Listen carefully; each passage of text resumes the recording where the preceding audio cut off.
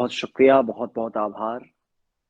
एक ऐसे समय में जब दिल्ली विश्वविद्यालय में, पूरे दिल्ली विश्वविद्यालय में रचनात्मक रूप से सक्रिय लोगों की संख्या उंगलियों पर गिनी जा सकती हो, ऐसे दौर में, ऐसे समय में रचनात्मक और अकादमिक दोनों ही मोर्चों पर संयुक्त रूप से अपनी एकल पराक्रम, अपनी एकल प्रतिभा की ज्योति प्रशस्त करने वाली, अपने एकल पराक्रम से हम सबको सदा मार्गदर्शित और आनंदित करने वाली, अपने लेखकीय कौशल की अपूर्व क्षमता से हम सबको अपना फैन बनाने वाली आदरणीय नीलिमा चौहान मैम यहाँ उपस्थित हैं।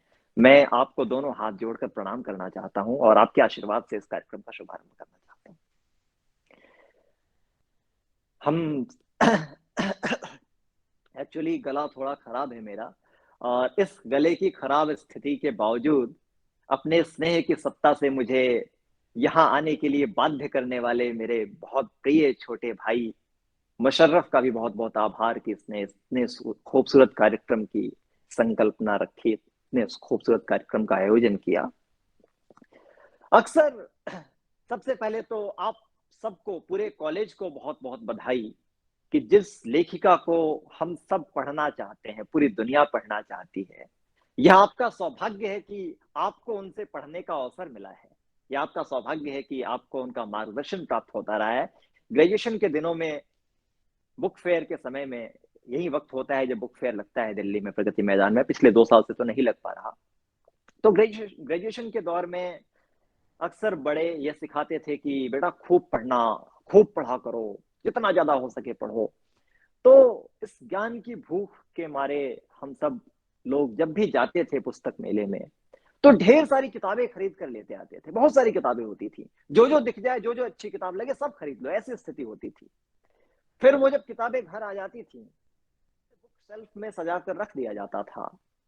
और चूंकि अनुभवहीन थे, पता नहीं था कि कौन कौन सी किताबें पढ़नी चाहिए, कौन कौन सी किताबें बहुत अच्छी हैं, कौन कौन सी किताबें रोचक हैं।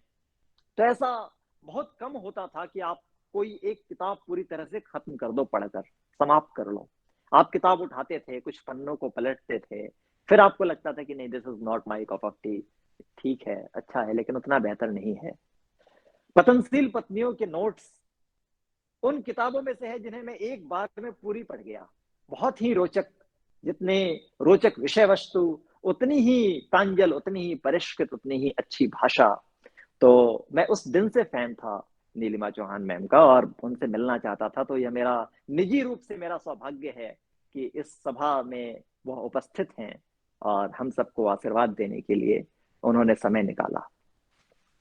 विषय पर आते हैं। देखिए, संवाद में भय क्यों होता है? पब्लिक स्पीकिंग की बात करते हैं तो किस बात का डर होता है? डर से मुक्ति के लिए आवश्यक है कि आप यह बात जानें, यह बात समझें कि डर क्या है, किस बात का डर है। आप जब लोगों से बात करते हैं तो सबसे बड़ा जो डर होता है पब्लिक स्पीकिंग में, वो होता है जज किए जाने का डर। आपको ये लगता है कि सामने वाला व्यक्ति कहीं यह ना समझ ले कि मैं इस विषय पर ठीक तरीके से जानता नहीं हूं। सामने वाला व्यक्ति यह ना समझ ले कि कई शब्दों का उच्चारण मैं वैसा नहीं कर पाता जैसा करना चाहिए। सामने वाला व्यक्ति यह ना समझ ले मैं उसे इंप्रेस करने में नाकामयाब ना हो जाऊं। ये 3-4 डर की श्रेणियां हैं, ये 3-4 डर है जो अक्सर पब्लिक स्पीकिंग के क्षेत्र में होते हैं। तो आपको इनसे 2-4 होना पड़ता है।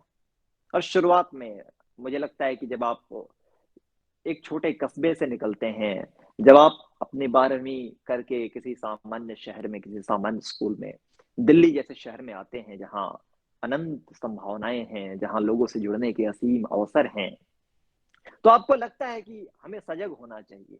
ये बहुत बेहतर बात है, सजग होना चाहिए। सार्वजनिक जीवन में सजगता बहुत महत्वपूर्ण तत्व है। सजग होना चाहिए अपने शब्दों के प्रति, आपको सजग होना चाहिए अपनी भाषा के प्रति, आपको सजग होना चाहिए अपने संवाद कौशल के प्रति। लेकिन सजगता में स्वयं को सदा बेहतर बनाने का भाव होना चाहिए। आपको सजग इसलिए नहीं होना चाहिए कि मैं पता नहीं बोल रहा हूं, लोग समझे ना समझे। आपके भीतर ये आत्मविश्वास कैसे आएगा कि आप जब जो बोल रहे हो वो पूरी दुनिया सुनेगी? ये आत्मविश्वास